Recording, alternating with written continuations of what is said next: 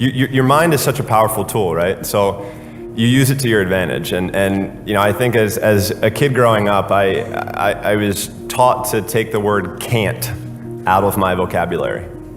Because if you say the word can't, you've made your mind up.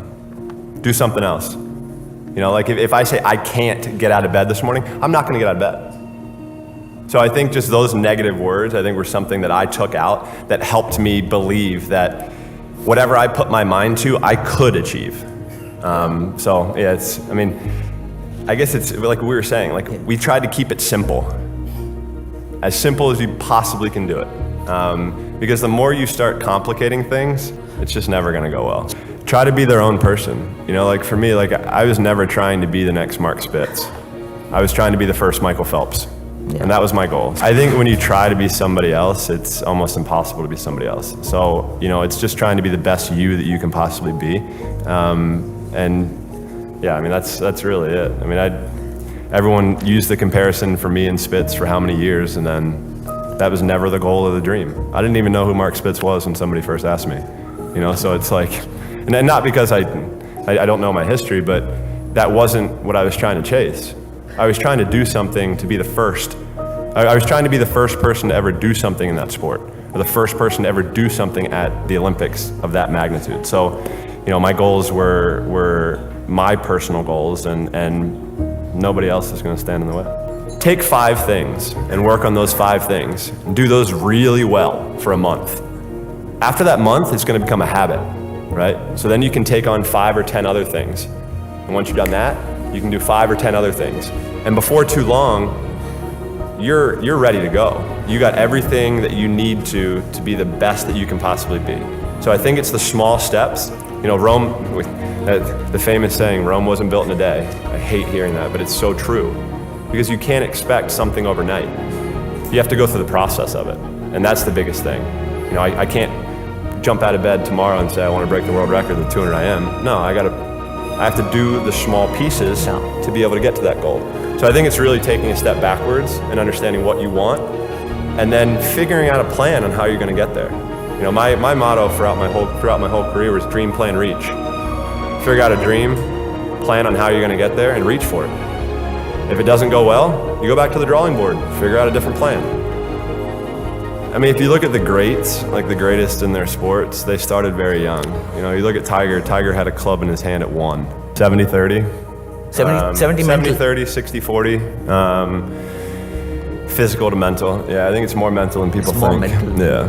And that was something that I was so lucky that my coach was able to, you know, kind of put me through these little tests and practice that would help me mentally prepare myself. You know, whether it's breaking my goggles on purpose so I can't swim with goggles during a race. So then I have to figure out a way to stay calm and to stay relaxed. Or when I do visualizing, I spend a ton of time visualizing on how the race could go, how I want the race to go, and how I don't want the race to go. So I'm already prepared. For whatever happens, I can accept it and move past it. You know, I was in the water at 7. So I think there's an advantage of starting early and learning the important like techniques and all the little small things in each sport.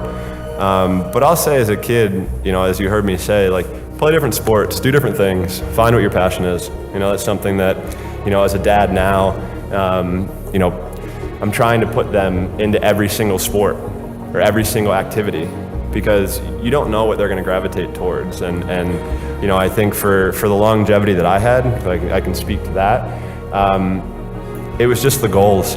Yeah. It's that easy. You know, like if I had a goal sheet and I accomplished everything on it, then I turned it over and wrote a different one. So I was always chasing those goals, and that was something that I learned how to do at a very young age. So goal setting, I think, is something that's very important because it gives you a purpose to get out of bed every day. And to your point, when you were saying to beat the shit out of somebody, yeah, that's what it was. I mean, I had to have that every day to get out of bed, because back to the point of saying, you know, there were days where I didn't want to go. So it's finding those little small ways to help you stay motivated when you don't want to do things. It's okay to not be okay. You know, like we're human beings. We're going to go through ups and downs. We're going to have struggles. It's the way of life. You know, if life was easy, then it wouldn't be as fun.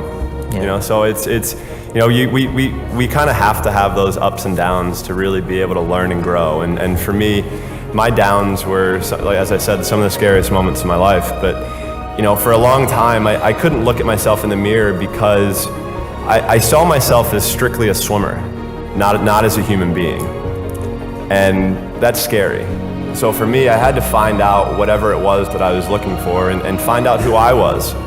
So for me, during that process in 2014, I was able to really see and like myself the way I am.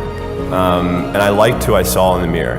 And for me, I still have days where I go through struggles. I still have depression spells. I still deal with anxiety. It's something that's going to be a part of my life forever. And it's what makes me me. So yeah. I've accepted that. And honestly, I just try to grow and to learn from each experience, but prepare myself even more than I ever have before.